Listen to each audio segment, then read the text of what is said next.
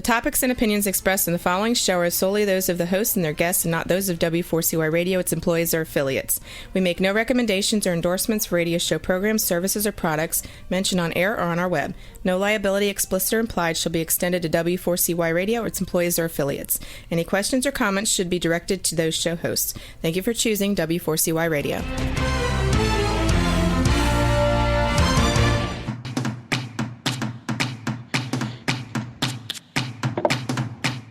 Welcome back to the Geeks, Geezers, and Googlization podcast. This is your co-host turned host today, Keith Campagna. Wanted to say hello to everybody on Ira's behalf. Ira was out in the trenches visiting Las Vegas, speaking at the mother of all human resource shows, SHRM 2019. He won't be joining us today, but have no fear.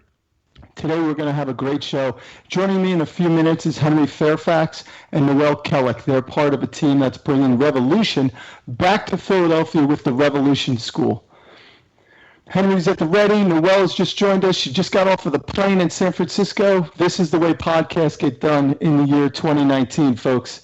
For now, I want to take a little bit of time and bring everyone up to speed with what Ira and I have been doing and learning about this past week. I want to share with the listening audience about, if you've been following along, we've started the Geeks, Geezers, and Googlization podcast this past October. And it was a couple of weeks ago we found out that we have over 7,000 monthly listeners. We just got over 7,000 monthly listeners. So it looks like we've got a little something going on here with the Triple G podcast. And if I know Ira, he's already tracked down a whole bunch of thought leaders in Vegas, lining up guests for future shows.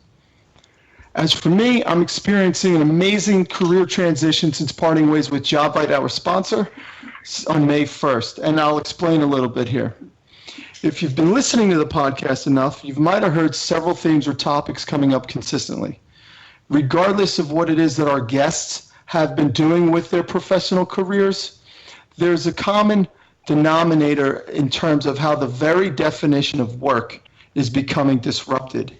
And one of the most common challenges we all seem to agree on is how hard the future of work is going to be for executives within organizations and HR leaders working for them. And like any good story, there's got to be a bad guy. And the bad guy in our future of work story is the talent market.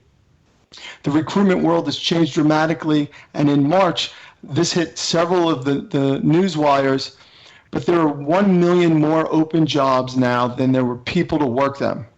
And to simply put it in terms, if you know I'm a sales guy, I don't like using big words.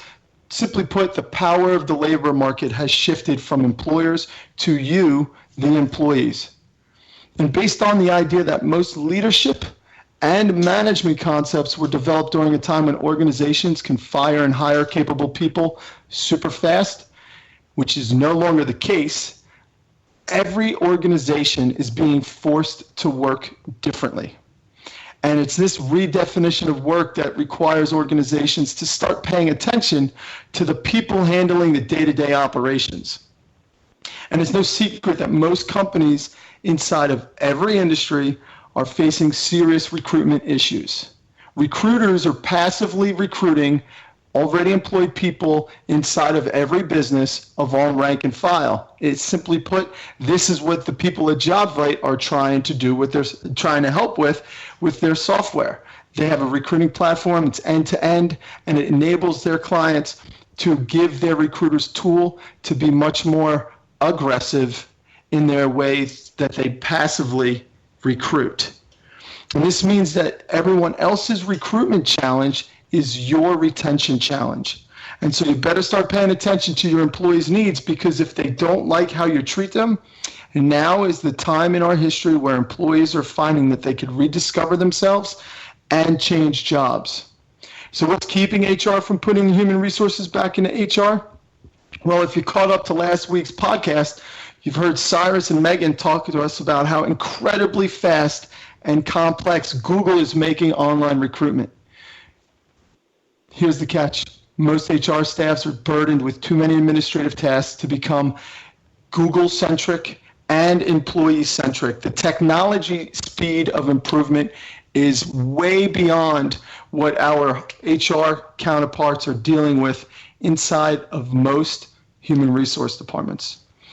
And why does this need to happen soon?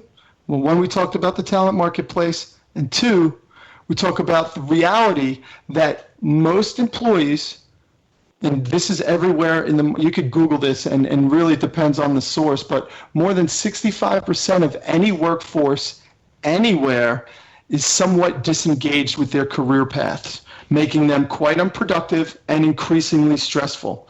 LinkedIn has a worksheet that's readily available that helps you validate and quantify what the unproductiveness of a workforce costs you in hard dollars. And for the employees, they're increasingly stressed. There hasn't been any real effective concentration being put on the mental well-beings of employees.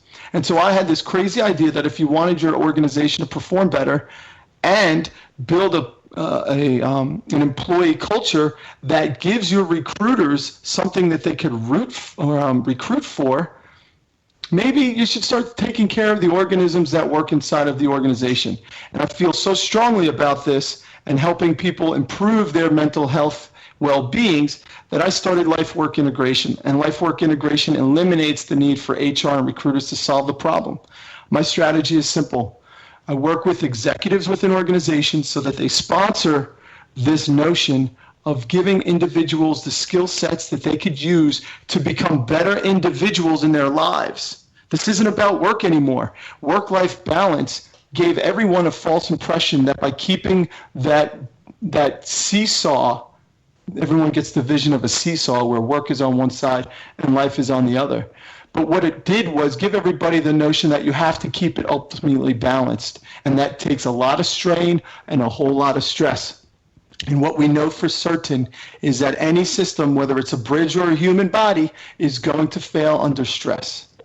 And the key here is that employers need to help their employees become better versions of themselves completely, not just as an employee. And so you could imagine what it was like for me when I came across Deloitte's Insights, which is a branch of Deloitte, the global consulting firm. They just released their 2019 Global Human Capital Trends Report. And if you don't have time to check out this 112-page document, in a couple days it's going to hit keithcompagnon.com. I'm going to summarize it, and I'll provide you some good points that you could glance through. But Deloitte does an amazing job by introducing something called social enterprise. And spoiler alert, this is not some soft HR term that's reaching a little too much, trying to make things better by supplying millennials slippers and everybody beanbags at their desks. The truth of the matter is that there is a massive need for organizations to apply red carpet treatment to the people that they count on to take their companies to the future, or they're simply not going to have any place to work in the future.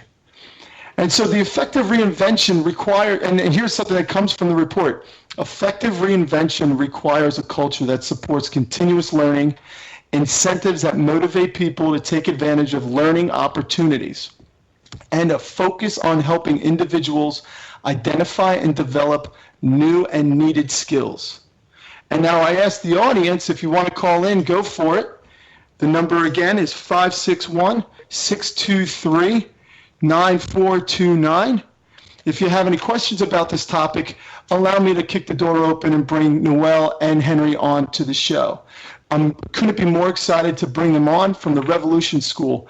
The reality is that if HR wants to teach these new tricks and these new trends, they're going to have to learn effective ways to teach. And if anybody has been paying attention, one of the challenges that we as a country face is a debilitating education process. And what the Revolution School seeks to develop are future leaders in ways that not only ignore most of the traditional education models, but the reason I needed to get Noelle and Henry on the podcast was because under the surface, they are teaching in ways that 100% will become the standards for how organizations begin to teach their leaders. Let me just tell you a little bit about what I caught on their website. Today's students, they say, will face new opportunities and challenges that require entrepreneurial practices critical thinking, and cross-cultural competencies. The question facing our society is how best to prepare ourselves for the world as it is and as it will be. So last week we went super deep on the technical elements of HR and recruiting and what you as HR leaders need to do to be able to figure out that part. But today I want to introduce, let's make it human, let's make it real. Noelle and Henry, welcome to the show. Thank you for having us. Hey, Keith. Noelle, you get an extra credit bonus today for making it off of a delayed airplane and being able to call in on time. Henry, so glad we got to meet, talk a little bit. Tell me, maybe just give our listening audience a little bit of a backstory about what brought the two of you together at the Revolution School.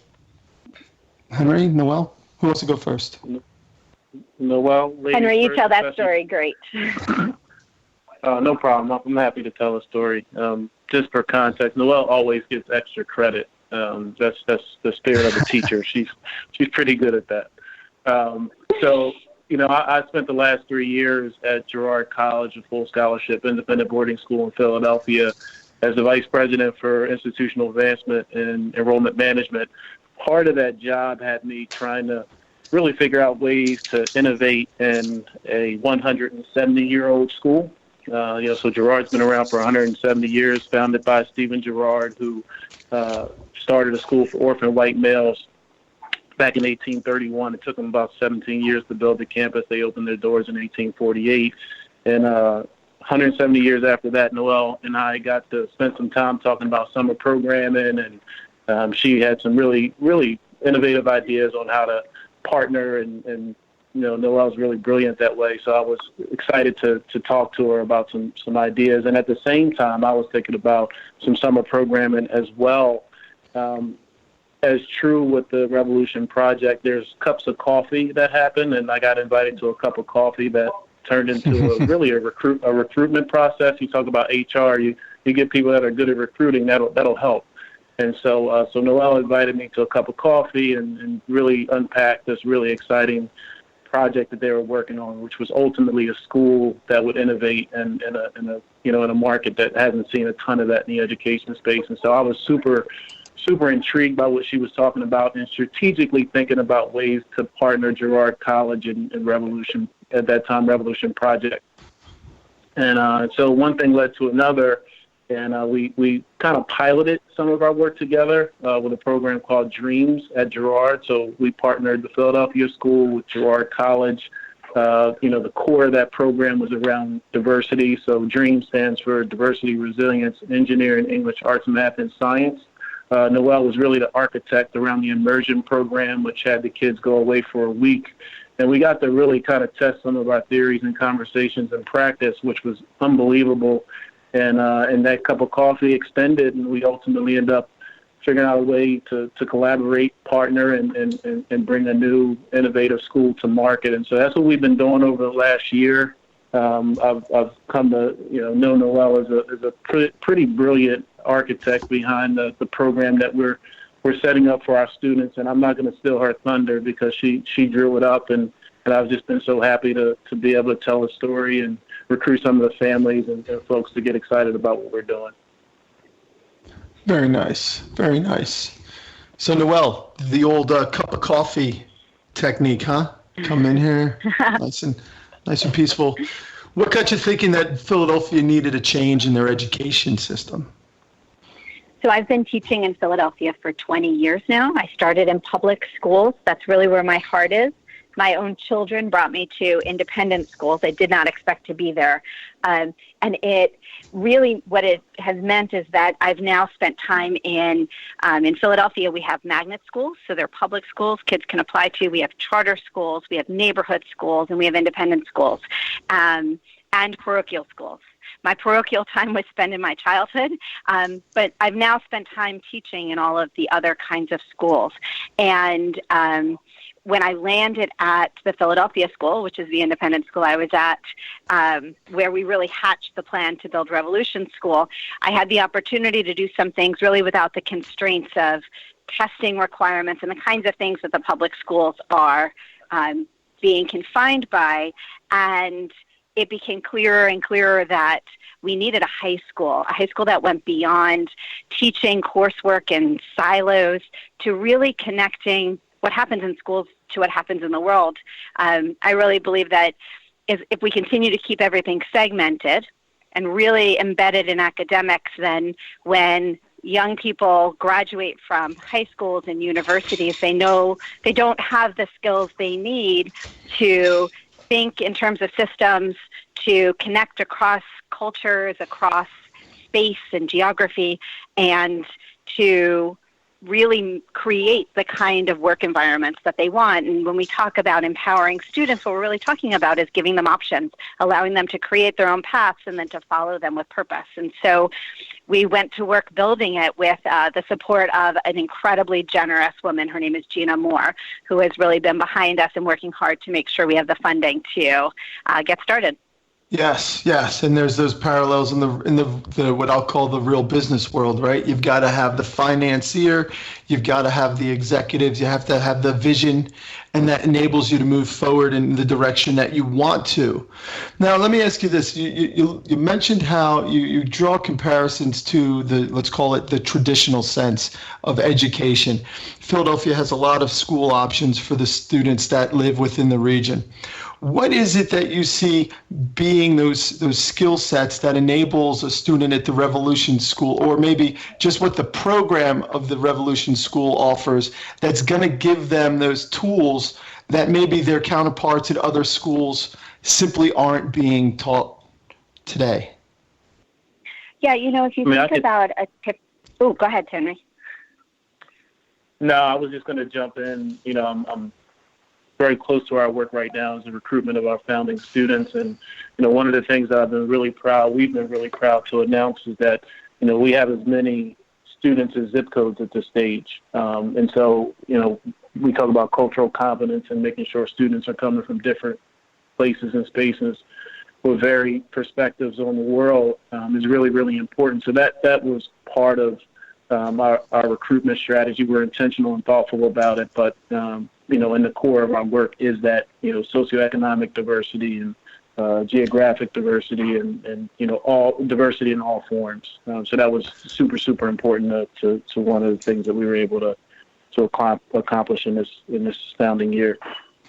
Nice. Very nice. And Henry, you do a really great job of describing the way we balance the academic work and the real world work. When you use the basketball metaphor, I wonder if you want to share that. I'd love to. One of the things that happens when you're in our area, we have schools that have been around for 50, 100, 200, 300 years in some instances. And if you're trying to convince folks to take a look at something different, then you have to make it so that folks really understand, what you're doing. And so I had a chance to sit down with an interested observer of our work, and he said, listen, I'm really happy about, this new innovative school that you guys are bringing forth, but, I really want to make sure that the core content is being taught. He happened to play basketball in college. I played basketball in college at Drexel University. Shout out to Drexel. He played at William and Mary. No shout out to William and Mary. But we got on even footing there. No, they're two awesome schools. We got on to even footing there, and really what I wanted to do is kind of meet him where he was.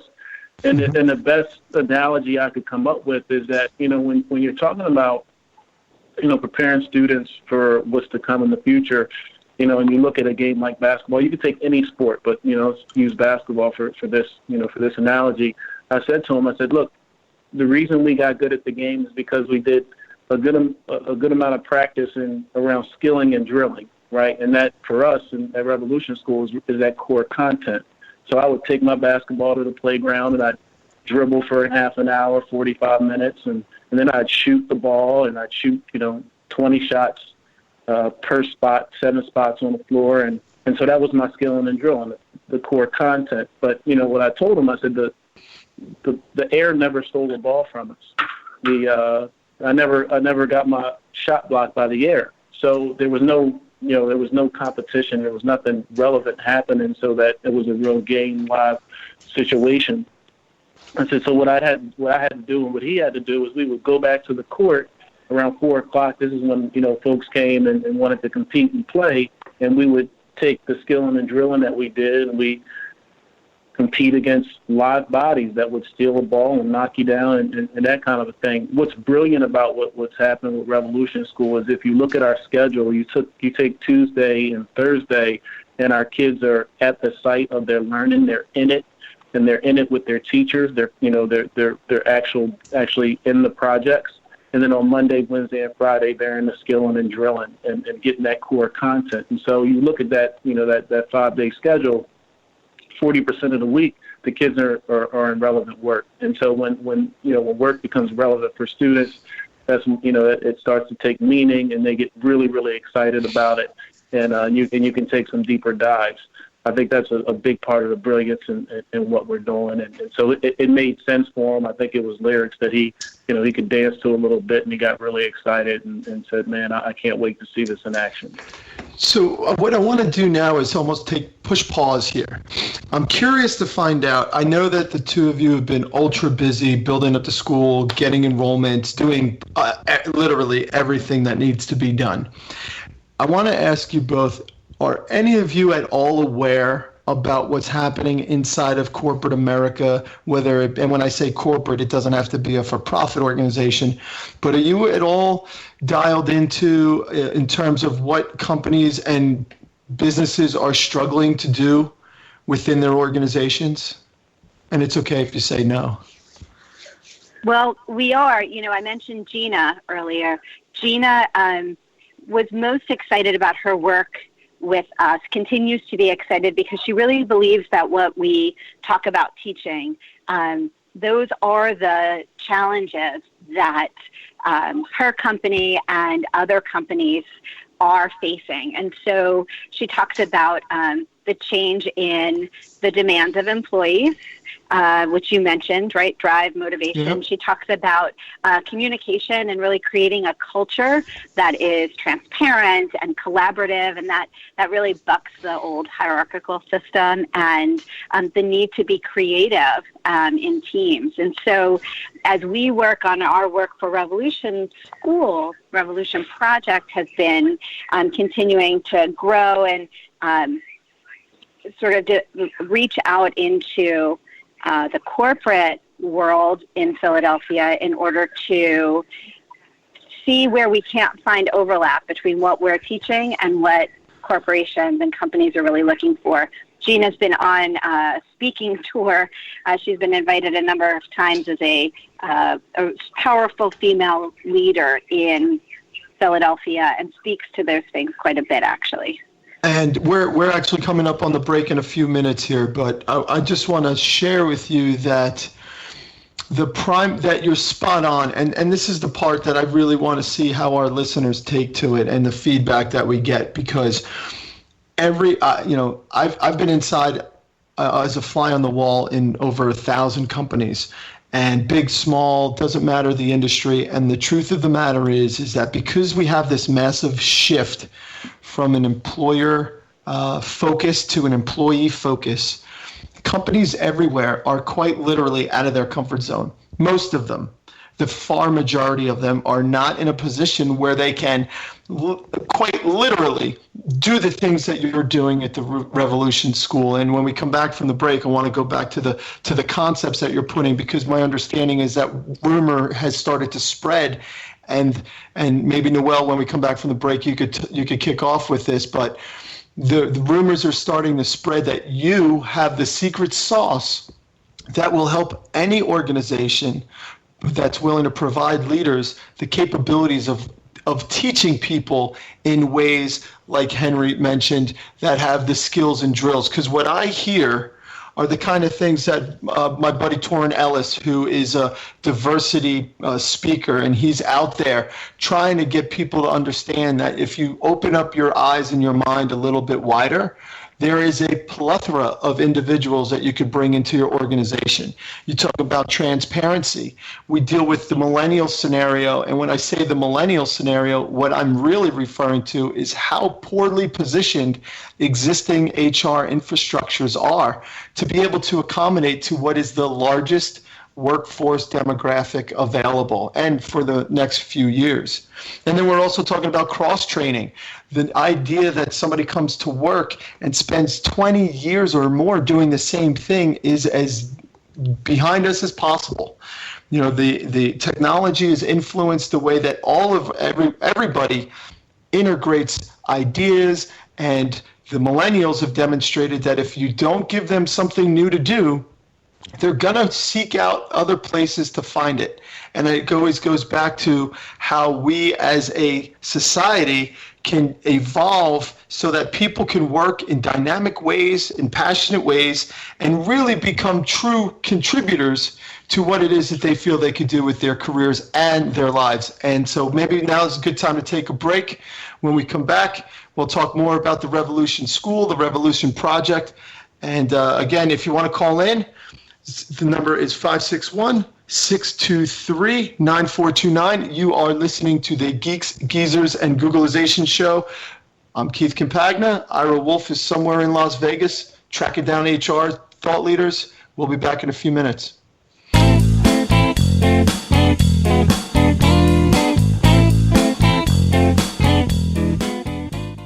Behind everything you're searching for is something you're actually looking for. When you search with the real Yellow Pages, you get more than a contractor. You get a whole new curb appeal. It's not just getting directions to a dry cleaner with YP.com. It's rescuing an old favorite from the back of the closet. And it's more than finding a locksmith with YP.com on your mobile. It's getting to sleep in your own bed.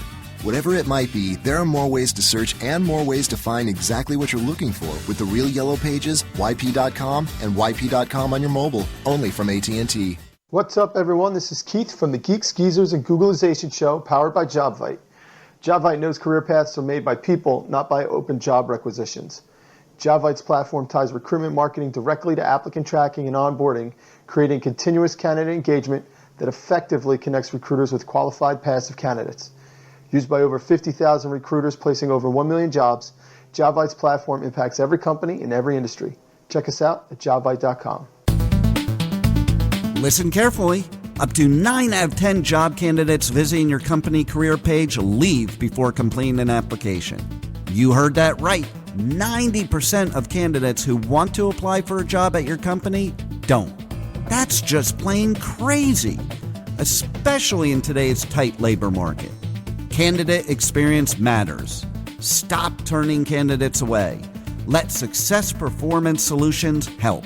Call us at 800-803-4303 or register at successperformancesolutions.com/W4CY. Schedule a no-obligation consultation and get special access to insider tips to recruit faster and hire smarter.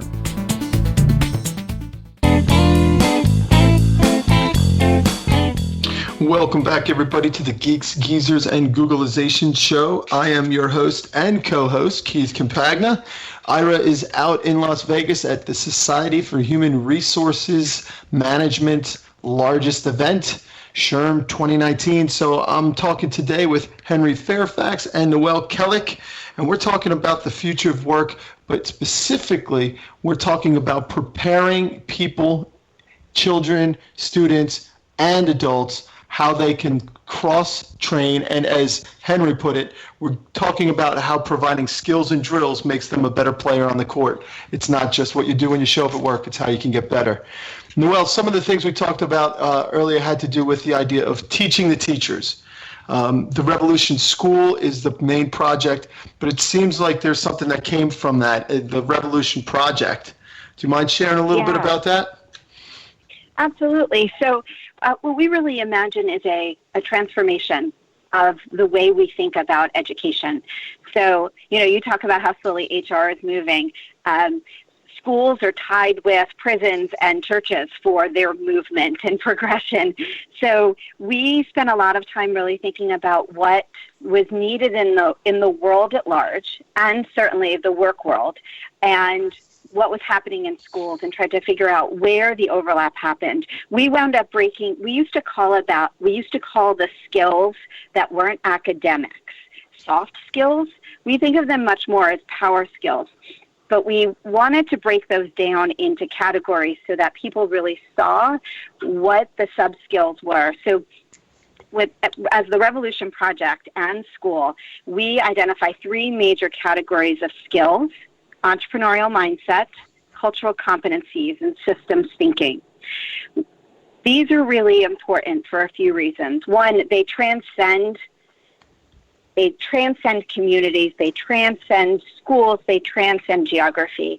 In an interconnected world, we need to be able to speak across groups, but it's even more than that. We know from writers like David Epstein of the book Range, which has recently come out, that when we put diverse minds on wicked problems that don't have constraints, which are the kinds of challenges that we're encountering right now, that the more diversity in the room, the more different kind of thinkers in the space, the more likely to come up with an idea that's different from what has already been done.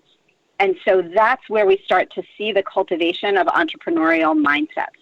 Entrepreneurial mindsets gives us a chance to reinvent, and really, and this is an intense difference from the conventional model of schooling that almost everyone has encountered, which is that we have been trained to take tests where there's a person in the room who has all of the right answers and then lets us know when we're hot, when we're cold, and when we're on our way. And those are not the kinds of challenges that we are encountering in the world today. And so entrepreneurial mindset is a set of skills that allows us to grapple with that feeling of the unknown, the feeling of having to take some risks when you don't have all of the information and aren't sure how it will go, and to really think in terms of problem solving.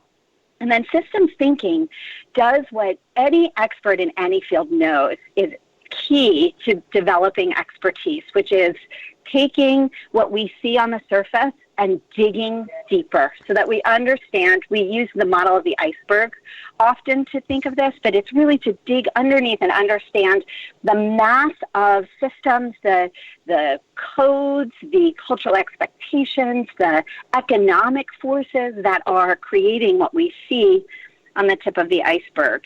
So I think there's some key things that really counter what some people think about what learning is. So in the traditional school model, your goal as a teacher is to teach your content at the high school level. That isn't true in earlier grades. In earlier grades, when we talk about elementary schools, teachers are taught to teach the whole child. But the way our high school model's been broken into discipline means that you're teaching content.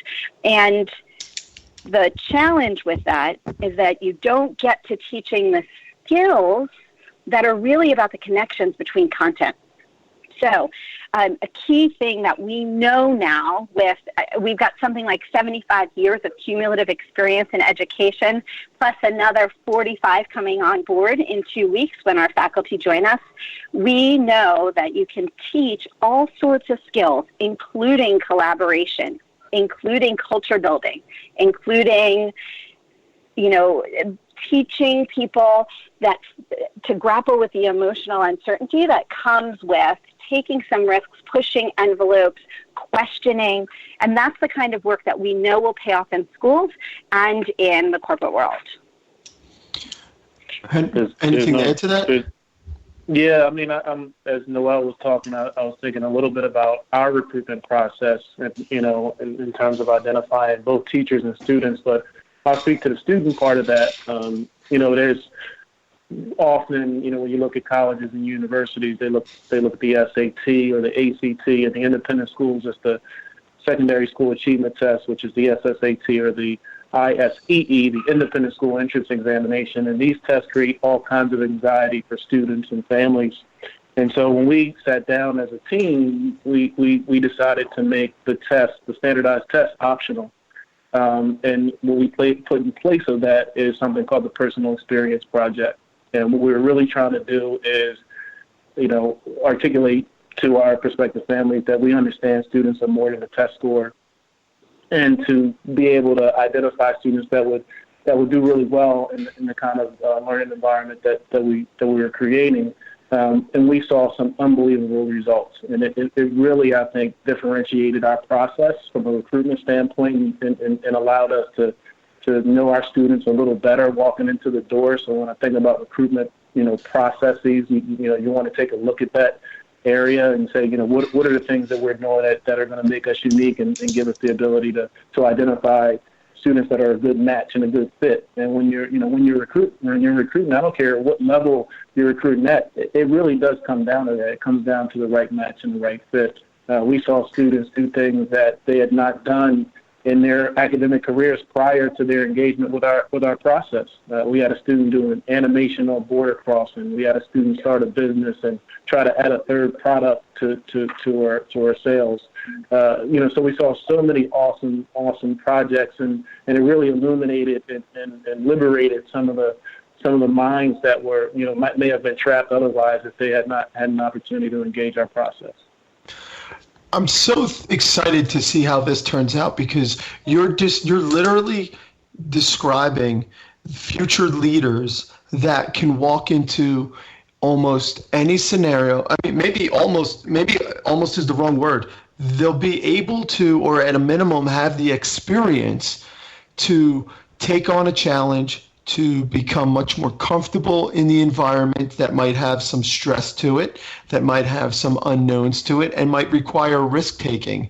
And when I think about that, recognizing just how challenging that is in today's world for somebody to walk into an organization and do those things because the environment is not conducive to that. But we all know that in today's modern, hodgepodge of the way business works and people work, the time now is to take risks. The time now is to get out of your comfort zone.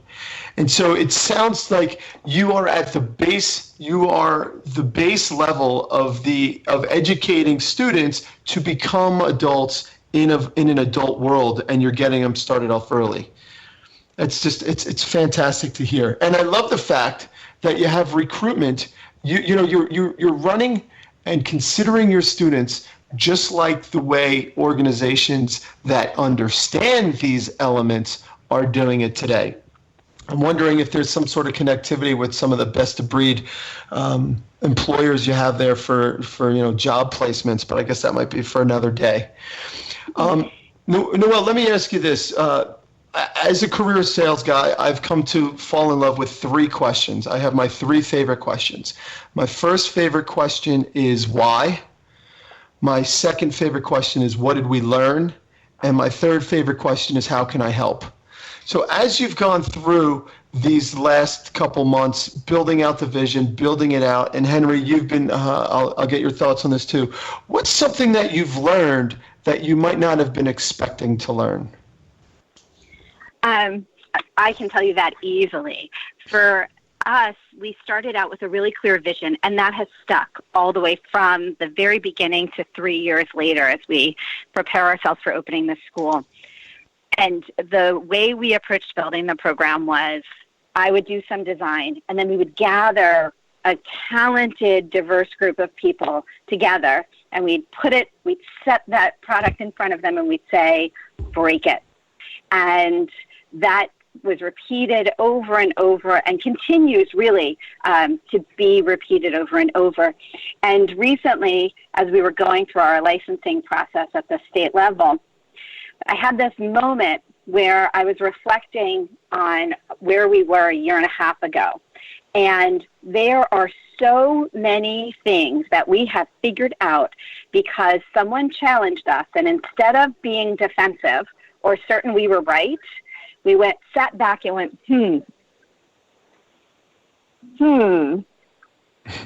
what do we do with that? And we listened to feedback that initially we wanted to resist. And, in our small team, we have challenged each other and pushed each other. And what is emerging is clarity that never could have happened without that kind of openness to challenging ideas.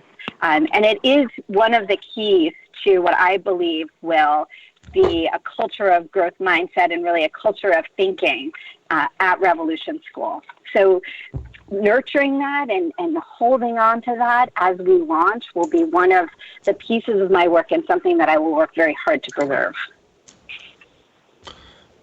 Fantastic. Fantastic. Yeah, the idea that you could walk into a work environment and not be upset about not having all the answers, but collaborate and become more creative as a unit, and as compared to having to carry the load. I mean, it's a game changer. It's a game changer. Henry, what is it that you've learned this last year or so? I've learned a ton. I mean, I think the thing that jumps out at me as I reflect on my experience in this launch here is you have to have courage. You have to have the courage to break things responsibly around a mission that is a passion point, and around work that's vital to securing our future of our students, and I think that's super, super important. When I say break things responsibly, in order to do that, you have to have an unbelievable team. I've learned that leadership is really no longer about being in the ivory tower and kind of directing traffic, right? Leadership is about collaborating, having a growth mindset, thinking flexibly, understanding with empathy, and all of those, those skills, habits, and dispositions that don't happen simply in an ivory tower. I think that's super, super important. But, I think the resonant thing for me is just, here we stand today, a year after our getting together August 1st, almost a year, and we've broken some stuff. I think we've done it responsibly. I think we've, figured out a way to create conditions of trust, amongst the team by pushing each other and out of our comfort zones. And I'm not sure that, that you can have a really, really deep learning experience if you don't have those kinds of things happen in your space. And so that's been an amazing, journey for me. And I think, for our team, and it sets up well for our students and our families that are observing and watching what we're doing, and the folks that have been interested observers in our work. If you want to have a sense of a personal experience project, I just ruminated about this last week. Just take a look at what we've done as a team, right? We've pushed the envelope, and I think this is really a perfect example of personal experience project at an organizational level. Well, you just, with that answer, you just had me thinking of a bunch of questions that could easily lead us to another hour or at least 50 minutes of this conversation. But before we run out of time, do you mind, because I've got one last question I want to ask you based off of what I just heard, but do you mind share with the audience how someone might be able to get in touch with you, whether or not they want to learn about enrollment if they're in the Philadelphia area, or maybe just pick your brain about how you can help develop and teach so that people can apply these processes internally to their company. Henry, how can somebody touch base with maybe the two of you or the team? Easy for us. So we're all about personal touch. Email is fairly easy. We're pretty good in being responsive to email. My email address is henry@revolutionschool.org. Noelle's is noelle@revolutionschool.org. So just first name @revolutionschool.org. Pretty easy to contact us that way. And our website is pretty dynamic and vibrant. So that's a good way to interact with us and just kind of try us on for size. But those email addresses are pretty good ways to contact us. We're pretty great in getting back and being responsive. And thank you for that. And speaking of your website, here's something here I wanted to read and then ask you a question. It says, when students are in charge of their education, it prepares them to be in charge of their lives. We trust them to know their strengths, drive their learning, and be active participants in their communities. By doing so, we empower them to take control of their futures and the future of the world. Noelle, my question to you is, what's the feedback been like for the parents that are signing their children up? What are they saying to you in response to that magnificent vision of giving children power to let them know they can make a mistake and move on and still make the positive influence that they're looking to do in the world? You know, those who have signed on, our early adopters, are excited. I think most important, they're seeing their kids come to life.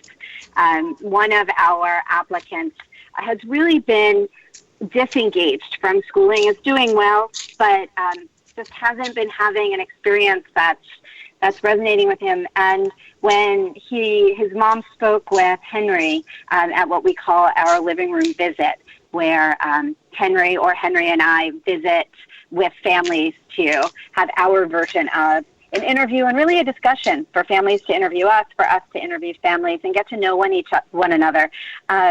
What we found out was that he came to us rather reluctantly, spent some time with us at what we call a program preview, which is our open house, and then went home and spent the entire night working on his personal expression project, which was a personal animation that connected his family's history with immigration to his own vision that what the world needs is love, and put it together as an animation for us as his personal expression project. We're hearing over and over the kind of enthusiasm and excitement that we know will turn into kids bringing their best and doing their best.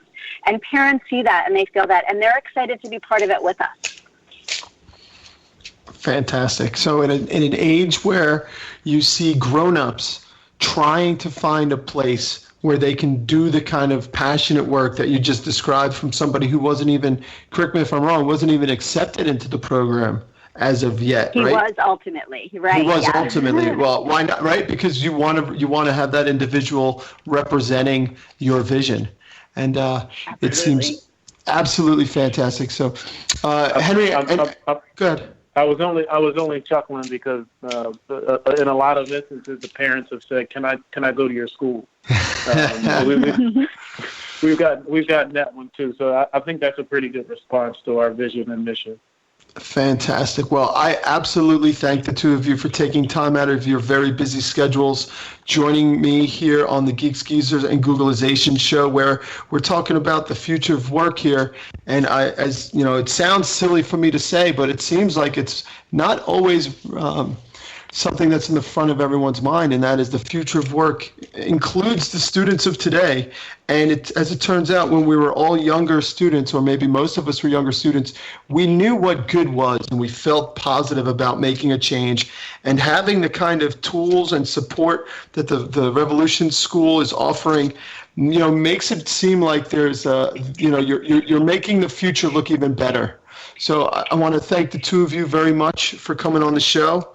And remind the audience that, we've been using words like children and school, but what we're really talking about here isn't the effective blueprint of the future as it relates to providing your employees a place where they could thrive in. And, Peter Drucker is known as being the father of modern management. He was also very well known for not accepting the term consultant. He preferred being called an insultant. And the reason why is because he would walk into board meetings. And if you don't know Peter Drucker well enough, then certainly look him up. But he's the person that mentored people like Jack Welch. And he was the person behind governments during the 50s and 60s and really changing the way that management viewed their labor force. And what he said famously was that it is exclusively the responsibility of the executives to provide their employees a place where they can thrive in whatever endeavor is put in front of them. And what I heard today was best practices for recruitment, best practices for diversity, best practices for transparency, best practices for accepting vulnerabilities, taking risks, and knowing that if a team works together creatively, collaboratively, they're going to have success. So I hope that this 50 minutes was of value to you, the listening audience. Tune in next week. I'm going to be back sitting next to Ira Wolf. We're going to be talking about some of the crazy things and not so crazy things that came out of SHRM 2019. I know we've got a boatload of unbelievably passionate thought leaders coming onto the show. So I want to say on behalf of Ira Wolf, thanks again for listening to the Geeks, Geezers, and Googleization show. Let us know if you're interested in sponsoring or coming on the show. You could check my LinkedIn profile out, or IRAs, Ira Wolf's at WOLFE. And for now, don't let the shift hit your plan.